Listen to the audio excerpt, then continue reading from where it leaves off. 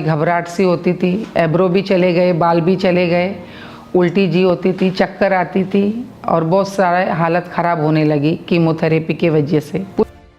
Hallelujah, सबको जय मसीह की। मेरा नाम सोना है। मैं सोजित रोड, जिला पाली, राजस्थान की रहने वाली हूँ। आज मैं अपने जीवन की अद्भुत गवाही देने जा रही हूँ। 2021 की बात है। मेरे पेट में बहुत ज़्यादा दर्द रहने लगा और मुझे चक्कर सी आती थी, घबराहट सी होती थी। मेरे पेशाब की जगह से गंदा पानी और ब्लीडिंग और मांस के टुकड़े आते थे। मैंने पास के क्लिनिक से अपना ट्रीटमेंट करवाया। 1.5 महीने तक मैंने मेडिसिन खाई, बहुत सारी मेडिसिन खाई, मुझे कुछ फ़र्क नहीं पड़ा। डॉक्टर ने सलाह दी कि तुमने बड़े से अपना हॉस्पिटल पे अपना सोनोग्राफी लिखा लो, उसके ज़रिए से आपको पता चलेगा कि आपके पेट में क्या है। बार बार ब्लीडिंग होती है, बार बार गंदा पानी होता है आपके। मैंने जयपुर में जनाना हॉस्पिटल में गई और अपना सोनोग्राफी दिखाया। वहाँ पे सोनोग्राफी दिखाने के बाद मेरा छोटा सा ऑपरेशन किया, छोटे छोटे मांस के टुकड़े लेके सैंपल के लिए भेजा वहाँ पे। फिर डॉक्टर ने मुझे बताया आपके यूट्रस में कैंसर फैल चुका है और साथ ही साथ यूट्रस गल चुका है, जल्द से जल्द अपना ऑपरेट करवाओ, नहीं तो कैंसर बहुत ज़्यादा फैल जाएगा आपके। फिर डॉक्टरों ने मेरा ऑपरेशन कर दिया और यूट्रस को बाहर निकाल दिया। जब डॉक्टर ने मेरा ऑपरेशन कर दिया, यूट्रस बाहर निकाल दिया, उसके बाद भी लैट्रिन के ज़रिए से मेरे बहुत सारी ब्लीडिंग होती थी। 22 दिन तक मैं अस्पताल में रही। डॉक्टर मेरा इलाज करते रहे थे, मेडिसिन भी बहुत दे रहे थे, फिर भी कोई सुधार नहीं आया मेरी हालत में। तबीयत बिगड़ती जा रही थी मेरी। फिर जयपुर वाले डॉक्टरों ने मुझे जवाब दे दिया कि हमारे बस की बात नहीं है, जल्द से जल्द आप बड़े अस्पताल में जाके आपका कैंसर का इलाज करवाओ। फिर मेरे परिवार ने मुझे जोधपुर अस्पताल में लेके गए और मेरा चेकअप कराया। फिर से मेरी जांच हुई। फिर डॉक्टरों ने बोला आपका लंबे समय तक इलाज चलेगा, कीमोथेरेपी और रेडिएशन लगेगी और बहुत सारी जांचें होगी आपकी। फिर 2.5 महीने के बाद जोधपुर में मेरा इलाज पूरी तरह से शुरू हो गया। रोज़ाना 21-21 दिन का कीमोथेरेपी लगता था मेरे। उससे मेरे बाल झड़ने लगे और बहुत सारी घबराहट सी होती थी, एब्रो भी चले गए, बाल भी चले गए, उल्टी जी होती थी, चक्कर आती थी और बहुत सारा हालत ख़राब होने लगी कीमोथेरेपी की वजह से। कुछ भी नहीं शुद्ध रहता था, बोलने चालने का कुछ शुद्ध नहीं रहता, याददाश्त चली जाती थी और सब कुछ भूल जाती। और गांव वाले पड़ोसी लोग बोलने लगे कि अब ये जिएगी नहीं, ख़त्म हो जाएगी, जीने का इसका कोई चांस नहीं, कैंसर की बीमारी किसको छोड़ती नहीं, वो लेके ही जाती है।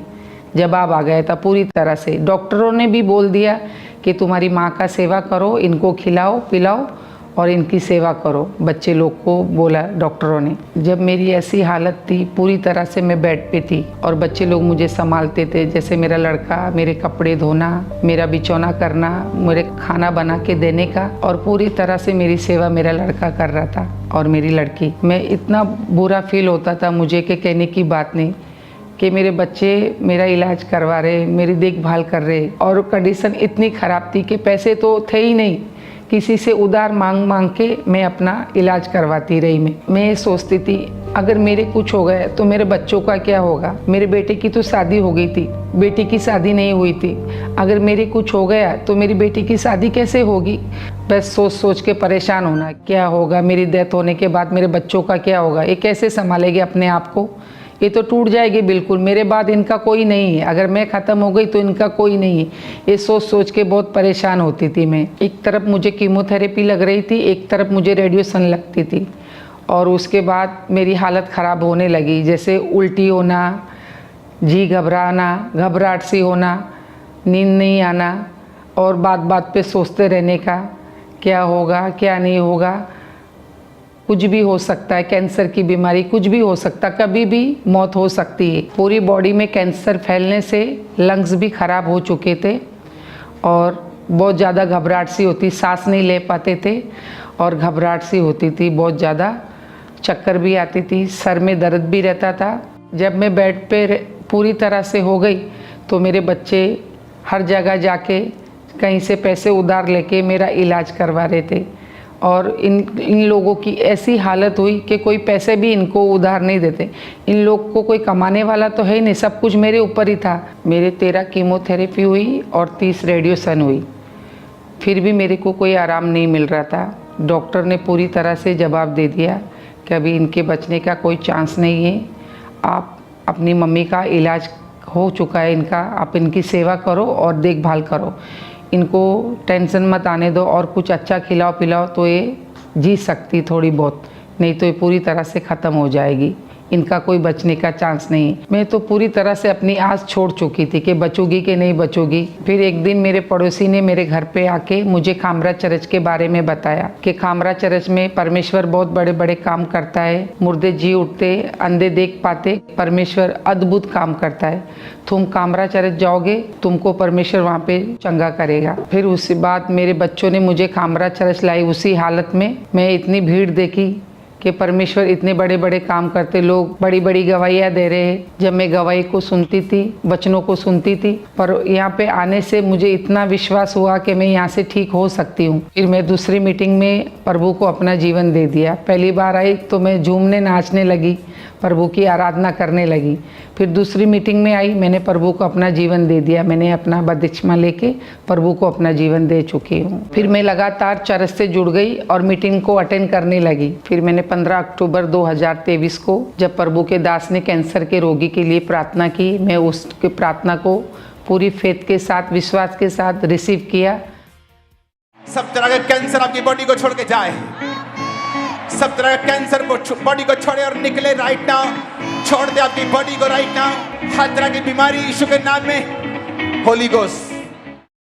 जैसे ही मैंने इस प्रार्थना को रिसीव किया, मेरा शरीर झंझनाहट होने लगा, मैं पवित्र आत्मा से भर गई। जब मैंने प्रे को रिसीव करने के बाद मेरा दोबारा से मैंने जांच करवाई, डॉक्टर हैरान हो गए कि कैसे आप ठीक हो गए, आपके तो कोई बचने के कोई चांस नहीं थे, जवाब आ गया था आपका पूरी तरह से, तो आप कैसे जी गए।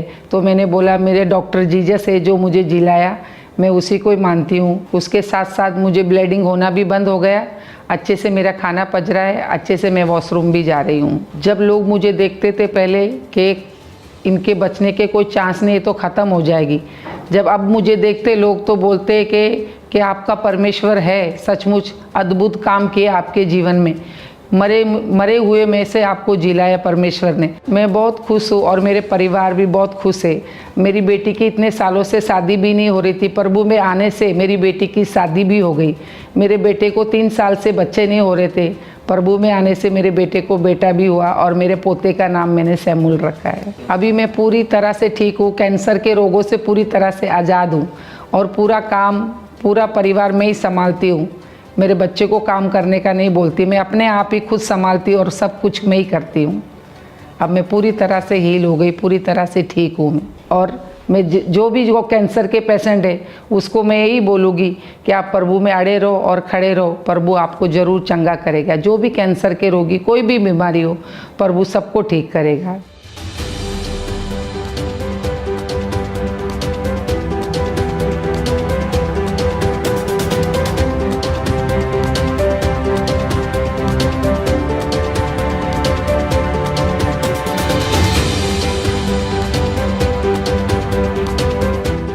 मैं इस बड़ी चंगाई के लिए प्रभु का धन्यवाद करती और प्रभु के दास दासी का धन्यवाद करती हूँ। सबको जय मसीह की।